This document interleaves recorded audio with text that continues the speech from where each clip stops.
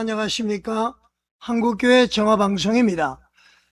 왜 어떤 목사는 소송을 택하고요, 어떤 목사는 침묵을 했을까요? 진실은 결국 드러나게 되어 있습니다. 오늘은 한 목회자의 칼럼을 제가 소개를 하면서요, 한국교회가 함께 생각해야 될 아주 매우 중요한 문제를 한번 말씀드리겠습니다. 주제는 바로 말이죠, 불륜 의혹을 받은 목회자, 그 목회자의 대응은 어떠해야 될까? 그것이 바로 오늘의 주제입니다. 자, 여러분, 우리 한국교회는 최근에 말이죠, 몇 년 동안에 목회자들의 그 각종 의혹, 그리고 그에 따른 법적 소송 계속 사실 보아왔습니다.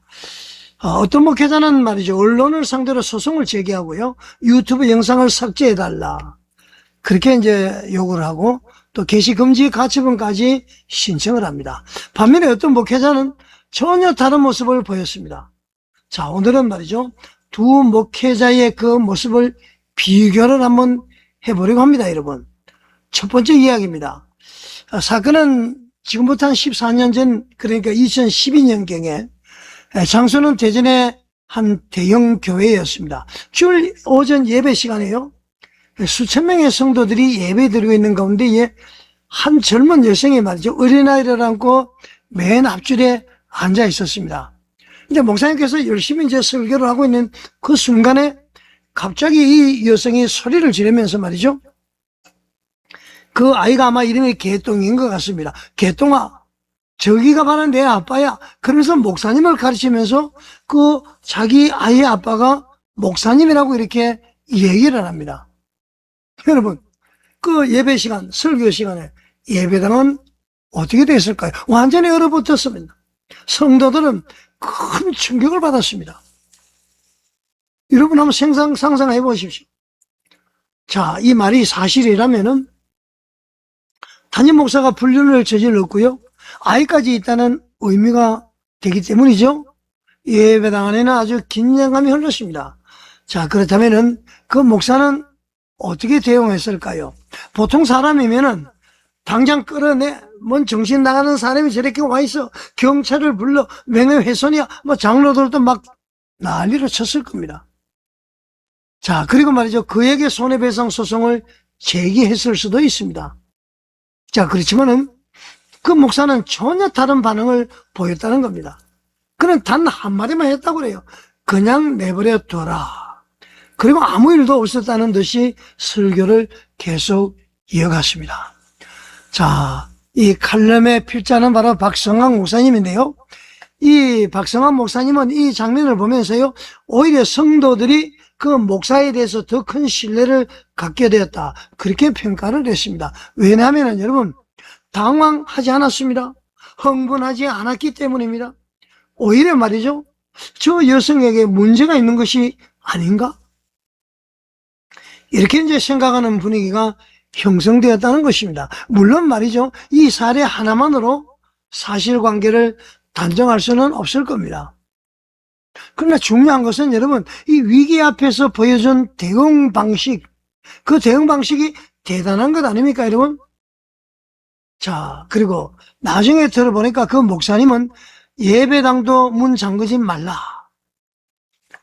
그래서 말이죠, 노숙인이 들어오든 이상한 사람이 들어오든 교회는 만민이 기도하는 집이기 때문에 절대로 예배당 문 잠그지 말라, 그렇게 지시를 했다는 것입니다. 자, 이 칼럼은 성경으로 시선을 돌리면서 이야기를 합니다. 예수님께서는 말이죠, 마태복음 10장 26절에서 감추인 것이 드러나지 않을 것이 없고 숨은 것이 알려지지 않을 것이 없다, 그렇게 이제 말씀하십니다. 자, 이 말씀은 여러분 어떤 뜻이죠? 진실은 결국 드러난다는 의미입니다. 거짓은 잠시 숨길 수는 있지만은요, 영원히 숨길 수는 없는 것입니다. 그리고 칼럼은 거짓말의 심각성을 강조합니다. 돈을 잃는 것보다도, 명예를 잃는 것보다도, 생명을 잃는 것보다도 더 무서운 것은 신뢰를 잃는 것이다, 거짓말하는 것이다, 그런 얘기죠. 무서운 것이. 왜냐하면 여러분, 거짓말은요, 사람의 양심을 무디게 만들기 때문입니다. 양심을 무디게 만들어버려요. 예수님의 요한복음 8장 44절에서요. 마귀를 뭐라고 그랬습니까? 거짓의 아비. 그렇게 말씀하셨습니다. 또 계시록 21장 8절에서는 거짓말하는 자도 하나님의 심판을 받는다. 엄중히 경고하셨습니다. 십계명에도 말이죠. 거짓말하지 말라고 이야기를 하고 있습니다. 이 거짓 증거하지 말라고 그러지 않습니까, 여러분? 자, 그래서 그리스도인들은 무엇보다도 거짓을 배격하고 진실을 사랑해야 됩니다. 칼럼은 한 가지 중요한 질문을 던지고 있어요. 만약 자신이 정말 결백하다면은 왜 그렇게 많은 소송을 해야 하는가? 왜 언론을 막으려 하는가? 왜 영상을 삭제하려 하는가? 왜 공개적으로 설명하지 않는가?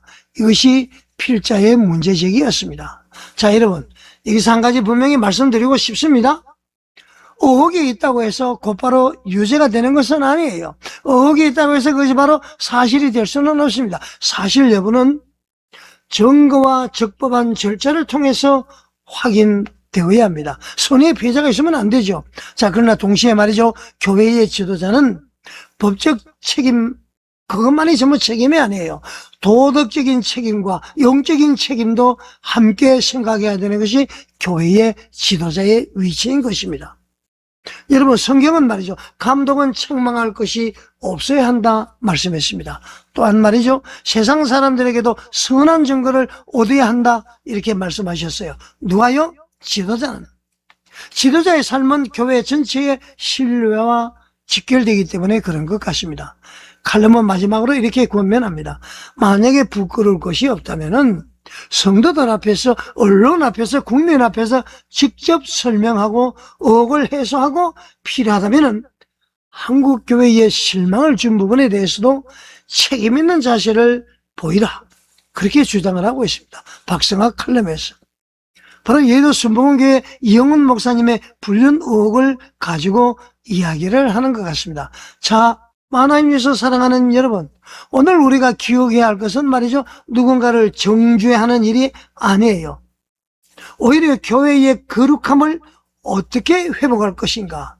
여기에 초점이 있는 것입니다. 성경은 말씀하고 있죠.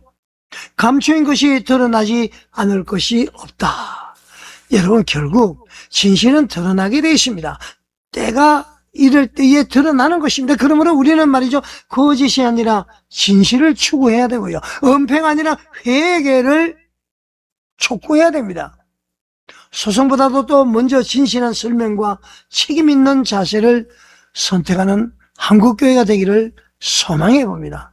자, 여러분, 한국교회 신뢰는 강력한 법률 대응이 아니라 진실과 회개 그리고 거룩한 삶을 통해서 회복될 것입니다. 여러분, 시청해 주셔서 감사드립니다.